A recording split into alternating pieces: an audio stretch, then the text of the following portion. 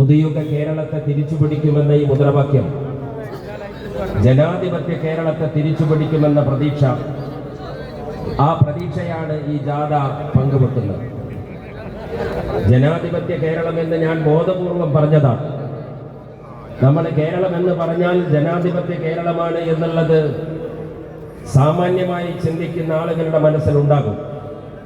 പക്ഷെ കഴിഞ്ഞ 10 കൊല്ലം ജനാധിപത്യ കേരളം എന്ന് പറയാനൊക്കുമോ എന്ന തലത്തിൽ നമ്മുടെ ഈ സംസ്ഥാനം കൈവിട്ടു പോയതിൻ്റെ നേരനുഭവങ്ങളെ, ദുരനുഭവങ്ങളെ നിത്യേനയെന്നോണം കടന്നു പോകുന്ന പൊതുസമൂഹത്തിന്റെ മുന്നിലാണ് ഞങ്ങൾ എഴുന്നേറ്റ് നിൽക്കുന്നത്. ജനാധിപത്യ കേരളം ഇപ്പോൾ എവിടെയാണ്? ജനാധിപത്യ കേരളം ഇപ്പോൾ ഒരു നാട്ടുരാജ്യമാണ്. ജനാധിപത്യ കേരളത്തിൽ ഇപ്പോൾ മുഖ്യമന്ത്രിയില്ല എന്നതാണ് ഏറ്റവും വലിയ ദുര്യോഗം. മുഖ്യമന്ത്രി എന്ന കസേരയിൽ ഇരിക്കുന്ന ഒരു മനുഷ്യൻ, അദ്ദേഹം മുഖ്യമന്ത്രിയല്ല. സാങ്കേതികമായി നമ്മൾ അയാളെ മുഖ്യമന്ത്രി എന്ന് വിളിക്കും. പക്ഷേ ആ മുഖ്യമന്ത്രിയുടെ ശരീരഭാഷ, അദ്ദേഹത്തിന്റെ ചലനങ്ങൾ, അദ്ദേഹത്തിന്റെ മുഖഭാവം, അദ്ദേഹത്തിന്റെ ആജ്ഞകൾ, ശാസനകൾ, ഇതെല്ലാം സാമൂഹിക മാധ്യമങ്ങളിലൂടെ കണ്ടുകൊണ്ടിരിക്കുന്ന ഒരു ജനസമൂഹത്തിന്റെ മുമ്പിലാണ് ഞങ്ങൾ ഈ വിശദീകരണ യോഗങ്ങളൊക്കെ നടത്തുന്നത്.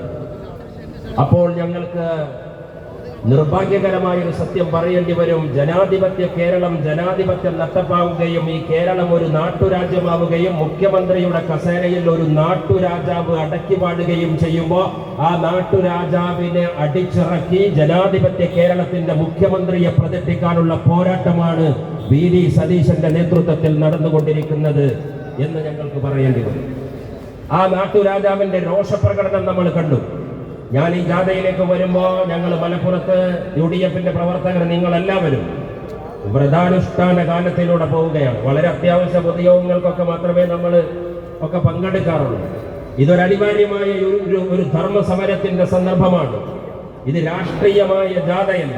ധർമ്മ സംസ്ഥാപനാർത്ഥായ എന്ന് കൃഷ്ണനോട് കൽപ്പിക്കപ്പെട്ട പോലെ എവിടെയാണ് അധർമ്മത്തിന്റെ കൊടിവാഹകന്മാരുണ്ടാകുന്നത്, ആ അധർമ്മത്തിന്റെ കൊടിവാഹകന്മാർക്കെതിരെ ധർമ്മത്തിന്റെ പതാകയുമായി ആ ജനവിരുദ്ധ ഭരണങ്ങൾക്ക് അട്ടിമറിച്ച് പോരാട്ടം നടത്താൻ നിങ്ങൾ തെരുവിലിറങ്ങണമെന്ന് പറയുന്ന സകല പ്രബോധനങ്ങളെയും സകല പ്രഖ്യാപനങ്ങളെയും ഏറ്റെടുത്തുകൊണ്ടാണ് ഐക്യജനാധിപത്യ മുന്നണിയുടെ പ്രവർത്തകർ തെരുവിലിറങ്ങുന്നത്. വയനാട്ടിലെ ദുരിതബാധിതർക്ക് കൊടുത്ത വീടുകളെ, ആ വീടുകളുടെ താക്കോൽദാനത്തിന്റെ ചടങ്ങിൽ 2 ചടങ്ങുകൾ വയനാട്ടിൽ നടക്കുകയുണ്ടായി.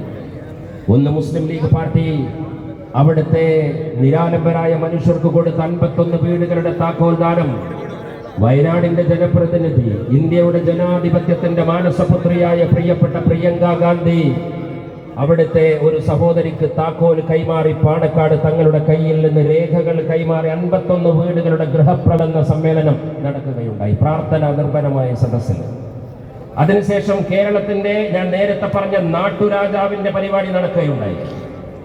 ചക്രവർത്തി തിരുമനസ് വേദിയിലിരിക്കുമ്പോൾ ആ തമ്പ്രാന് വന്ന് പ്രസംഗിച്ചു പോയ വേദിയിൽ കൽപ്പറ്റയുടെ ജനപ്രതിനിധി ടി സിദ്ദീഖ് വേദിയിലുണ്ട്.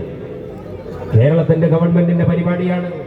യോഗം കേൾക്കുന്ന CPM-ന്റെ സഖാക്കളായ സുഹൃത്തുക്കളുണ്ടെങ്കിൽ മുസ്ലിം ലീഗ് പാർട്ടി കൊടുത്ത വീട്, കോൺഗ്രസ് പാർട്ടി കൊടുക്കുന്ന വീട്, അതൊക്കെ പാർട്ടി പ്രവർത്തകരുടെ അധ്വാനമാണ്.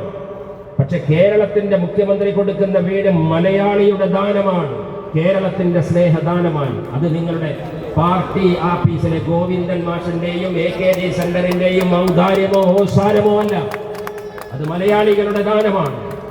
എങ്ങനെയാണ് ഒരു ദുരിതം നടന്ന മണ്ണിൽ ആ ചടങ്ങ് നടക്കുമ്പോൾ അവിടെ രാഷ്ട്രീയമില്ല, കൊടിയില്ല, ഒന്നുമില്ല.